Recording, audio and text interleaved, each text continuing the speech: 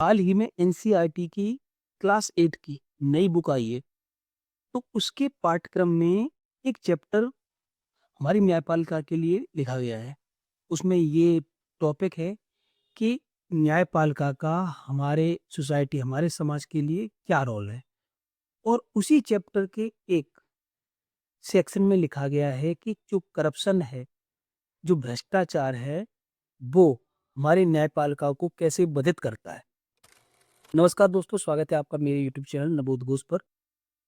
दोस्तों, आज हम बात कर रहे हैं ऐसे टॉपिक पर जो देश के सर्वोच्च न्यायालय से जुड़ा हुआ है, जो देश के उच्चतम न्यायालय से जुड़ा हुआ है, वो देश के न्यायपालिका से जुड़ा हुआ है। हाल ही में एनसीईआरटी ने क्लास 8 की नई बुक 23 फरवरी को निकाली। उसके एक चैप्टर में न्यायपालिका जो है हमारी, चाहे वो सुप्रीम कोर्ट हो, हाई कोर्ट हो या डिस्ट्रिक्ट कोर्ट हो, सबऑर्डिनेट कोर्ट हो, उनके बारे में विस्तार से लिखा गया है कि ये न्यायपालिका हमारे समाज के लिए किस तरह से काम करती है, उनका रोल क्या है। और उसी चैप्टर के बीच में एक सेक्शन में लिखा गया है कि न्यायपालिका में भ्रष्टाचार किस तरह से काम कर रहा है। स्वाभाविक सी बात है कि जब इस तरह की बात की जाएगी तो मिर्ची तो लगनी थी। ये मामला सुप्रीम कोर्ट तक पहुंच गया है और सुप्रीम कोर्ट के हमारे जो सीजीआई हैं, जज सूर्यकांत त्रिपाठी जी, उन्होंने स्वतः इस पर संज्ञान ले लिया है। वैसे बड़े-बड़े देश में मुद्दे होते हैं, लेकिन ये जज साहब ये संज्ञान नहीं ले पाते। इस पर टिप्पणी करने की ज़हमत नहीं उठा पाते। लेकिन अब ये जब ये मुद्दा ही सीधा जजों की ईमानदारी से जुड़ा हुआ है, जजों की इमेज से जुड़ा हुआ है, यानी न्यायालय के इमेज से जुड़ा हुआ है, न्यायालय की इज़्ज़त से जुड़ा हुआ है, तो उन्होंने तुरंत ही इस पर स्वतः संज्ञान ले लिया। और अभी की जो रिपोर्ट है उसके अनुसार तो एनसीईआरटी ने माफ़ी माँग ली है और उस चैप्टर को हटा दिया है। हालाँकि फिर भी आपको उस चैप्टर के बारे में जानना बहुत आवश्यक है। उस चैप्टर में क्या लिखा है? उस चैप्टर में ये लिखा है कि हमारे जो कोर्ट है, उच्चतम court, high court, supreme court, इन सब में किस तरह से काम करती है और कितने लोगों ने कंप्लेंट की है और कितने हमारे इन कोर्टों में जो पेंडिंग केसेस हैं, वो उनका कितना लोड बढ़ता जा रहा है। तो उसमें बताया गया है कि सुप्रीम कोर्ट में कम से पेंडिंग ही ये 2025 तक की रिपोर्ट है। और अगर हम हाई कोर्ट की बात करें तो हाई कोर्ट में 62,40,000 केस पेंडिंग पड़े हुए हैं। और अगर हम डिस्ट्रिक्ट कोर्ट, सब ऑर्डिनेट कोर्ट की बात करें तो उसमें आप यकीन नहीं कर पाएँगे, 4 करोड़ 70 लाख के आसपास केस पेंडिंग है। हमारे कभी-कभी तो ये भी क्वेश्चन बनता है कि हमारे जो कोर्ट हैं उनमें जजों की कमी है और जो जज हैं भी, वो पता नहीं किस तरह से काम करते हैं और इसी सब पर ये टॉपिक आधारित है।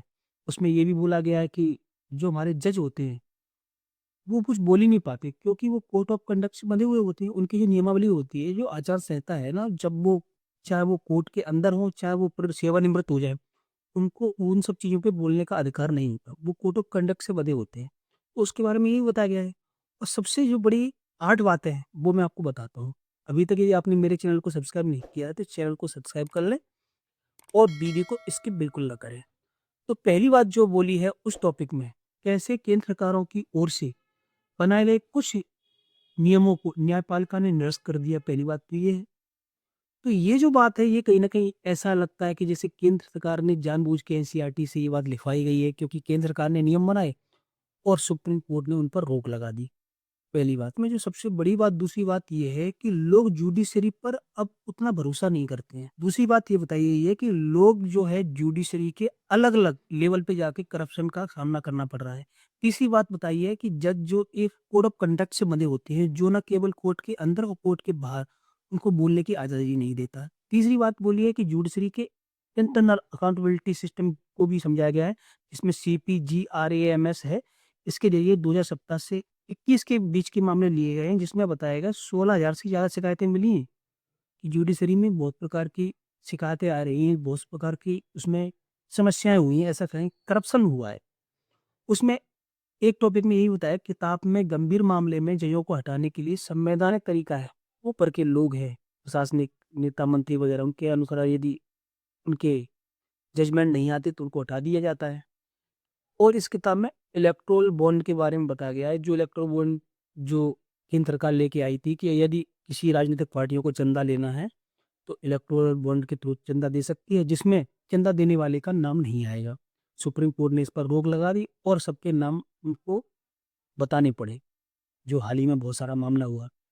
तो कहीं न कहीं ये भी ऐसा प्रेरित लगता है कि केंद्र सरकार ने इस पॉइंट को ना एनसीईआरटी की किताब के थ्रू लोगों को बताना चाहा है कि जो हमारे चुने हुए नेता हैं, जो हमारी संसद है, उसके द्वारा नियम तो बनाए जाते हैं, कानून बनाए जाते हैं, लेकिन उन कानूनों का सुप्रीम कोर्ट या न्यायपालिका उन पर रोक लगा देती है और परिवर्तित कर देती है। हालाँकि ये जो मामला हुआ है, ये जो किताब के टॉपिक हैं, उनको हम लोगों में आ गए हैं, तो इस पर हमारी जो सीजीआई सूर्यकांत त्रिपाठी जी हैं, उन्होंने स्वतः संज्ञान लिया है और नाराज़गी व्यक्त की है कि इस तरह की बातें जब बाहर आएँगी, तो कोर्ट से लोगों का न्यायपालिका से भरोसा उठ जाएगा। हालाँकि इससे पहले हमारे जो पूर्व सीजीआई थे गवई साहब, उन्होंने भी यही कहा था कि जिस तरह से कोर्ट की जो कार्रवाई चल रही है, जिस तरह से कोर्ट चल रहे हैं, तो लोगों में कहीं न कहीं कोर्ट पर भरोसा कम होता जा रहा है और ये बात सही भी है कि जिस तरह से देखते हो कि अमीर लोगों के पक्ष में निर्णय आ जाते हैं, गरीब लोग हमेशा रह जाते हैं, तो कहीं न कहीं ये संशय तो पैदा करता ही करता है। वैसे भी इस किताब में एक पॉइंट और कहा गया है, कहते हैं ना जस्टिस डिले मतलब justice delay is justice deny, यानी कि जो मामले अगर लंबे समय तक चलते रहते हैं, तो उन मामलों का जब निर्णय आता है, तो उनका ज़्यादा महत्व नहीं रह जाता है। समय पर न्याय मिलना बहुत ज़रूरी है। तो हमारी ये न्यायपालिका है, वो समय पर न्याय देने में समर्थ नहीं दिखती है। जैसा आपने देखा होगा, मैंने अभी बताया कि हमारे सुप्रीम हाई कोर्ट में 62,40,000 और जो हमारे डिस्ट्रिक्ट कोर्ट, सबऑर्डिनेट कोर्ट हैं, उनमें लगभग 4,70,00,000 मामले पेंडिंग हैं। और पहले आपने देखा होगा 2018 में तो 4 हमारे सुप्रीम कोर्ट के जजों ने मिलकर के प्रेस कॉन्फ्रेंस की थी, कि हमें बोलने नहीं दिया जाता, बहुत सारी अपनी आज़ादी के बारे में बात की थी। हमारे जो सीजेआई साहब हैं, वो कहते हैं कि मैं किसी को भी जुडिशरी की ईमानदारी को बदनाम करने और उस पर सवाल उठाने की इजाज़त नहीं दूँगा। यह जुडिशरी पर एक सोचा-समझा और गहरा हमला है। किसी को भी जुडिशियल इंस्टीट्यूशन को टारगेट करने की इजाज़त नहीं देंगे। कानून अपना काम करेगा। लेकिन कानून क्या अपना काम कर रहा है? दोस्तों मुझे कमेंट करके बताइए और आपको इस टॉपिक पर मेरी बात कैसी लगी हो, वो भी आप कमेंट कर सकते हैं। वीडियो को लाइक करना बिल्कुल भी ना भूलें और दोस्तों को शेयर करिए। यदि अभी तक मेरे चैनल को आपने सब्सक्राइब नहीं किया है, तो प्लीज़ चैनल को सब्सक्राइब ज़रूर